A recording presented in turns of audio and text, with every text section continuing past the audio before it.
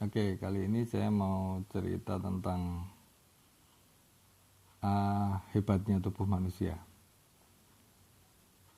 Ini sebenarnya pemikiran yang saya punyai cukup lama, entah dari mana saja asal asal ide ini gitu ya. Jadi mungkin ada apa hal yang pernah saya baca, saya dengar, atau mungkin juga saya pelajari, tapi saya tidak bisa menyebutkan itu dari mana. Terinspirasi dari anak perempuan saya yang habis sakit. Jadi hari Minggu dia baik-baik saja, Senin pagi rasanya juga oke-oke saja. Nah, Senin siang saya dikabari kalau dia habis muntah dan diare. Terus kemudian sempat harus pakai ini apa namanya, diapers, supaya nggak kemana-mana. Nah, terus ya sudah itu. Kami memang tidak memeriksakannya karena setelah saya pulang ternyata badannya juga tidak demam.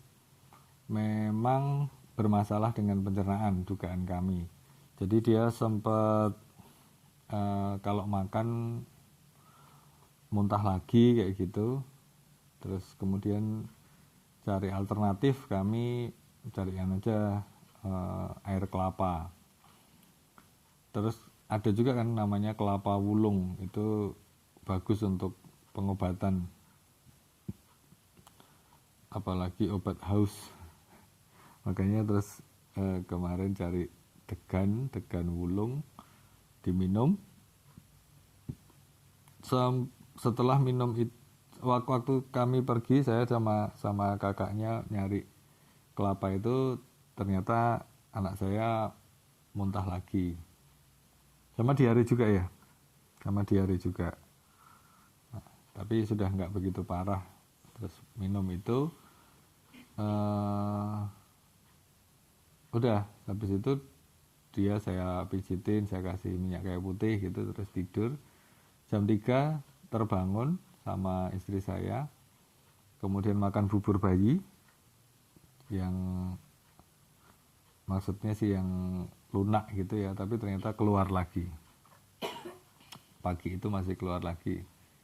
Terus jadi itu Selasa pagi kan. Nah, terus jam 3, jam tujuan itu sarapan pakai soto masuk. Terus siangnya soto juga aman, sampai sorenya bubur jagung juga aman walaupun belum banyak, tapi setidaknya sudah tidak ada ini lagi, sudah tidak ada muntah dan diarinya lagi. Nah, bersyukur bahwa dia sudah mulai baik-baik. Malam hari sudah nyanyi-nyanyi walaupun ini masih agak terbatuk-batuk. Jadi yang saya mau ceritakan bahwa kami meyakini, saya setidaknya ya meyakini bahwa manusia itu punya ketahanan tubuh yang sangat baik. Jadi manusia itu diciptakan begitu baik, begitu sempurna, sehingga kalau ada apa-apa, masalah apa, itu sebenarnya bisa sembuh dengan, ya bisa dibilang dengan sendirinya sebenarnya, kayak ada auto recovery-nya kayak gitu. Nah, ini anak saya yang kemarin juga bermasalah dengan pencernaannya, terus kemudian juga akhirnya sembuh tanpa obat. Yang saya bagikan ke anak saya adalah kemungkinan terjadi sesuatu di perut yang kita nggak tahu itu apa. Nah, terus artinya dalam perut sedang ada proses penyembuhan atau pembersihan, sehingga harus keluar, entah itu lewat pup atau lewat muntah gitu. Nah, kalau misalnya kita ke dokter atau ke medis kayak gitu ya, ya mesti diperiksa, terus kemudian diberikan obat. Nah, obat itu menurut saya mungkin obat penghenti diare sama penghenti muntah, artinya masih ada masalah di dalam perut, dan perut itu nanti berarti dikasih obat apa lagi untuk menghilangkan virus atau bakteri atau kuman di dalam tubuh. Nah, artinya mungkin juga ada bakteri baik yang akhirnya terbunuh, dan artinya ada bangkai bakteri di situ. Ini pemahaman saya, sehingga buat saya lebih baik muntah, diare, karena keluar lewat situ, walaupun ada bakteri baik juga yang keluar, tapi toh tidak ada bangkai akhirnya. Jadi bakteri baik yang masih ada di tubuh, karena bakteri buruknya sudah banyak yang keluar, akhirnya bisa menang perang dan membuat pertahanan tubuh lebih baik lagi. Nah, itu logika saya. Akan berbeda memang kalau dokter meriksanya bukan hanya sebatas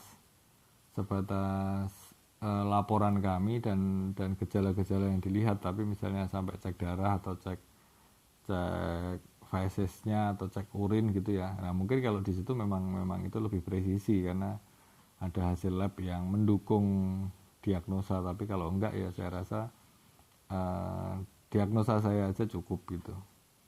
Dan bersyukur sih ini sudah membaik. Mungkin akan beda cerita juga kalau misalnya pakai demam, pakai bertahan lama artinya sehari ini nggak sembuh, ya mungkin akan ada tindakan yang lain. Nah, kemudian kalau mencari penyebabnya, jadi kenapa tidak segera diperiksakan, karena memang penyebabnya rasanya itu beberapa hari yang lalu dia sempat tidur di bawah, kemudian mulai terbatuk-batuk dan merasakan perutnya sakit. Nah, kami terbiasa mendiagnosa sendiri gitu ya. Kenapa kira-kira? Oh ya, tadi tidur di bawah, mungkin dingin, lantainya kotor, ada debu yang terhisap jadi batuk jadi perutnya juga bermasalah. Itu beberapa waktu yang lalu, tapi itu tidak berkembang. Tapi batuknya itu masih sesekali. Nah, terus entah mungkin karena ada pemicu yang lain, entah faktor jajanan, entah faktor makanan, tapi kalau diingat-ingat memang tidak ada hal yang khusus, tidak ada hal yang aneh sebenarnya yang dimakan. Jadi sebenarnya aman-aman saja menurut kami. Tapi mungkin karena kondisinya sedang tidak aman, jadi makanan yang biasa pun bisa jadi pemicu diare dan muntahnya. Nah, itu yang bagi saya, kalau misalnya orang sakit itu sebenarnya pasti dicari dulu penyebabnya. Karena kalau misalnya sakit, pusing terus minum obat, itu kan bukan selesai sakitnya, tapi selesai pusingnya saja. Padahal pusing itu menunjukkan suatu hal yang lain. Atau misalnya sakit perut atau muntah atau mual atau diare, itu kan bukan sakit diare, bukan menurut saya, tapi itu gejala yang harus dicari lagi. Kenapa jadi diare, jadi pusing, jadi muntah dan lain-lain, gejala-gejala yang lain. Nah, makanya sama juga kalau misalnya batuk itu kenapa? Oh ya, saya sempat misalnya alergi, terus kemudian saya ada di jalanan yang polusinya terlalu banyak sehingga batuk nggak sembuh-sembuh, sudah diobatin. Nah, kayak gitu kan itu harus dicari sendiri kan. Kalau nanti ke dokter ya batuk dikasih obat batuk, terus dikasih obat A nggak sembuh, dikasih obat yang dosisnya tinggi, aksen dan seterusnya. Menurut saya kan itu akan mengganggu keseimbangan tubuh gitu ya. Padahal kalau misalnya dia cukup minum air putih yang banyak dan istirahat, mungkin juga pakai yang herbal gitu, mungkin itu akan tidak berefek samping, bukan kayak kimia kayak gitu. Nah, saya jadi dalam pemikiran saya memang orang sakit itu bisa sembuh dengan sendirinya asalkan tahu penyebabnya. Nah, kalau misalnya harus sembuh harus ke medis, ya mestinya sudah dengan kelengkapan ini ya, kelengkapan data atau informasi. Jadi misalnya oh ya, makanan ini yang dimakan, terus atau mungkin minuman ini atau apa, itu memang masih harus dicari, atau kondisi apa yang terjadi sehingga bisa membantu untuk dokter melakukan diagnosa. Nah, itu kehebatan tubuh manusia. menurut saya yang diciptakan dengan luar biasa.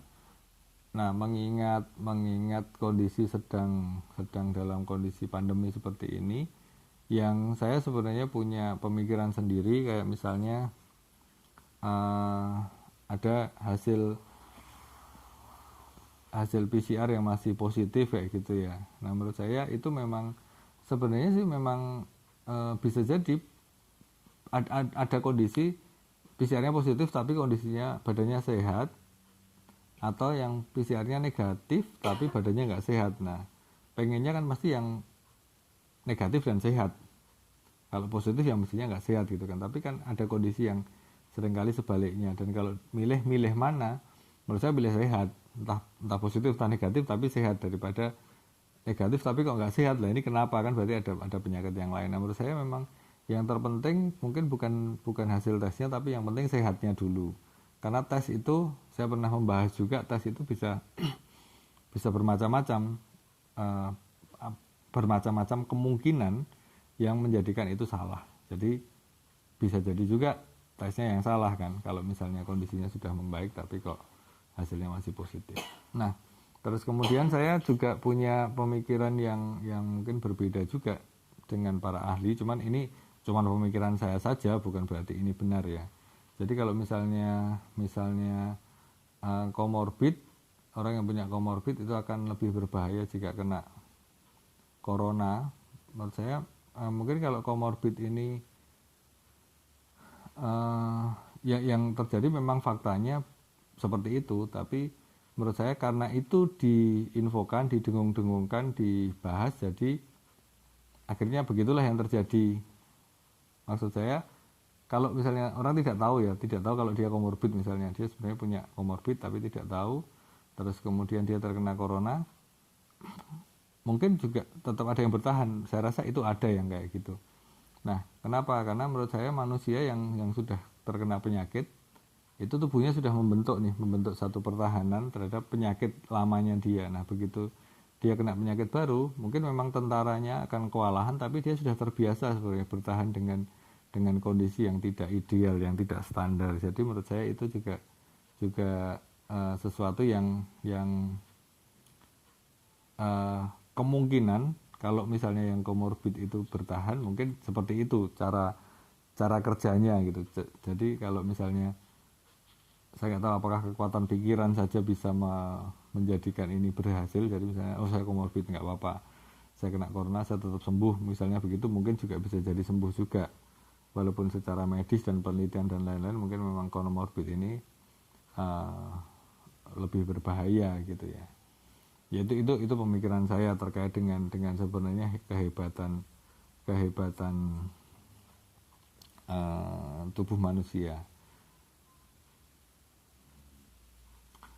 Ya itu saya rasa yang saya bagikan. Semoga kita semua sehat, kita juga berpikiran sehat, sehingga tubuh kita ini juga akan ini ya, terset sehat yang itu mungkin kekuatan positive thinking, kekuatan berpikir baik itu akan menjadikan kita tetap sehat.